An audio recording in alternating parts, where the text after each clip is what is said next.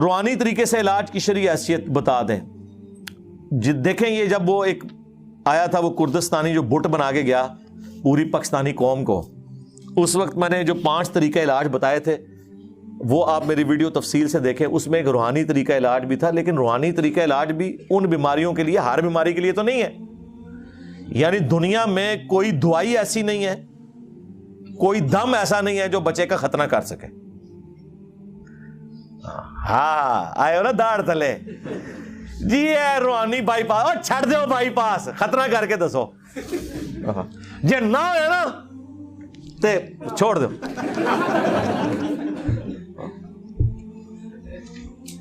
آج جس بزرگ نے سٹیک تے لوانا ہے اپنے آپ نو کیڑا ہے جڑا ہے لکھ کے دے منو کہ اگر میں نہ کر سکیا ختنہ تو جو مرضی کرو جی انجینئر صاحب اجازت ہے، تو پتہ چل جائے گا. بھائی جو سرجری کام کرتی ہے وہ بعض اوقات ادویات سے نہیں ہو سکتا، وہ فزیکلی آپ کو علاج کرنا ہے. اس طریقے سے جھاڑ پھونک کا ایک علاج جو ہے وہ چند ایک چیزوں کے لیے ہے جو اس کے ایکسپرٹس ہیں وہ کرتے ہیں. بخاری مسلم میں حدیث ہے کہ شفا 3 چیزوں میں ہے، شہد میں، حجامہ کپنگ یعنی یہ پچھنے لگوانے میں، اور داغ دینے میں. لیکن میں اپنی امت کو داغ سے منع کرتا ہوں، لیکن یہ منع حرام کے درجے میں نہیں ہے، پریفریبل ہے. کیونکہ مسلم شریف میں حدیث ہے ایک صحابی کو زخم لگا، اس کا خون نہیں رکتا تھا، نبی علیہ السلام نے اپنے مبارک ہاتھوں سے داغ دیا. داغ یہ ہوتا ہے کہ لوہے کی کوئی سلاخ، تیر کا اگلا حصہ، کوئی لوہے کی چیز گرم کر کے جب وہ فل گرم ہو جائے تو وہ اس زخم کے اوپر لگاتے ہیں، وہاں سے وہ گوشت اور وہ سارا حصہ روسٹ ہو جاتا ہے، پھر وہ خون نکلنا بند ہو جاتا ہے. آج کل الیکٹرک داغ دینے والے انسٹرومنٹس آ گئے ہیں جو سرجنز وغیرہ یوز کرتے ہیں. اس لیے دیکھیں آپ جو بائی پاس کے آپریشنز ہو رہے ہیں نا تو وہ بڑے ایڈوانس ہو چکے ہیں، ایسی ادویات آ گئی ہیں، اب خون بھی نہیں لگتا اور بائی پاس ہو جاتا ہے. ورنہ پہلے کتنی بوتلیں ارینج کرنی پڑتی تھی، خون ضائع ہو جاتا تھا. تو نبی علیہ السلام نے ایڈوانس ہو چکے ہیں، ایسی ادویات آ گئی ہیں، اب خون بھی نہیں لگتا اور بائی پاس ہو جاتا ہے. ورنہ پہلے کتنی بوتلیں ارینج کرنی پڑتی تھی، خون ضائع ہو جاتا تھا. تو نبی علیہ السلام نے خود وہ طریقہ علاج استعمال کیا. آپ نے پھونک کیوں نہیں مار دی؟ کہیں اللہ نے چاہا تو ہو بھی گیا. بخاری میں حدیث ہے ایک صحابی کی پنڈلی کی ہڈی ٹوٹ گئی، نبی علیہ السلام نے ہاتھ پھیرا، ٹھیک ہو گئے. لیکن یہ 1-2 واقعات معجزانہ طور پہ ہیں، ادروائز نبی علیہ السلام پورا علاج کرواتے تھے. اور علاج کرنا ہے، جو چیز اس طرح کی سرجری والی ہے وہ دم کرنے سے نہیں ٹوٹی ہوئی ہڈی جڑ جائے گی، وہ نبی علیہ السلام کا ایک معجزہ تھا. اگر آپ کو اپنے بزرگوں پہ اعتماد ہے تو توڑوائیں اپنی ٹانگیں اور ٹائم قیامت تک جائے کروا کے دسو کسی کو سیدھا. اس طرح نہیں ہوتا میرے بھائی.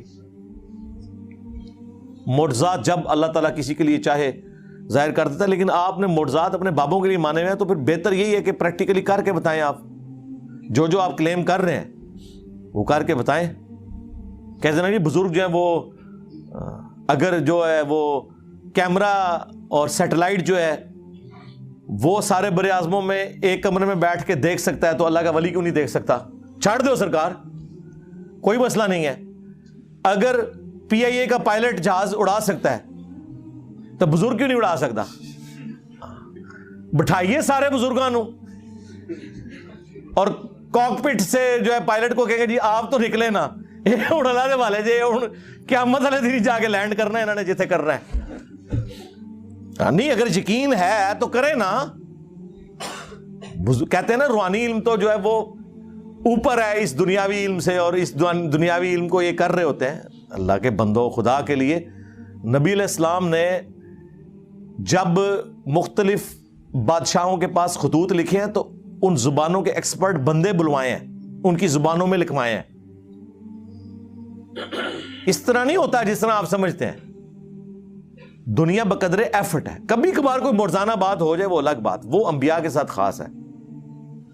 باقی غیر انبیاء کے ساتھ نبی علیہ السلام کے مبارک دور میں بڑے عجیب و غریب قسم کے معجزات ہوئے ہیں، وہ بالکل درست ہے، وہ نبی کے معجزے ہیں. لیکن رسول اللہ کی وفات کے بعد جو کچھ ہے وہ دعا کی حد تک ہے. اللہ تعالیٰ چاہے تو کر دے، اللہ تعالیٰ چاہے تو نہ کرے. بارش کی دعا کی ہو گئی، ٹھیک ہے، سمجھ آتی ہے بات کی. اس طرح کے معاملات ہو سکتے ہیں جو اللہ کے فزیکل فینومینا آف نیچر ہیں، ان میں اللہ تبارک و تعالیٰ کسی کی دعا قبول کر لیتا ہے. لیکن کبھی ایسا نہیں ہوا کہ جی کسی صحابی کی آنکھ نکل گئی ہے، دوسرے نے پھونک ماری ہے تو اس کی نظر واپس آ گئی، نہ کسی کی ہڈی ٹوٹی ہے تو یہ جنگ قادسیہ اور یرموک میں صحابہ کرام کو جو زخم لگتے تھے تو ایک دوسرے کو سورہ فاتحہ پڑھ کے پھونکتے تھے، وہ زخم ٹھیک ہو جاتا تھا. خدا کے لیے یار اس طرح نہیں معاملات ہوتے. دنیا کو اللہ نے بقدر ایفرٹ چھوڑا ہوا ہے. آپ کو تو کہانیاں کرائی ہیں جی. ابو الحسن خرقانی نے کرتا دیا تھا محمود غزنوی کو، اور محمود غزنوی نے جو سومنات پہ جو آخری حملہ کیا وہ اس کی برکت سے کامیابی ہوئی. رات نو بابا جی پھر بھی ناراض. بابے کتنے خوش ہوندے تھے جدوں تک نعرہ نہ مارو انہاں دے اگے تسی یا میرا نام نہ لو. وہ بابا جی کہتے ہیں ان کے کہ ناراض ان کے تو نے میرے کرتے کی اتنی کم قیمت لگائی ہے. اگر تو یہ کرتا اٹھا کے یہ دعا کرتا نا کہ قیامت تک اس پلانٹ ارتھ پہ کوئی کافر باقی نہ رہے تو سارے مسلمان ہو جاتے.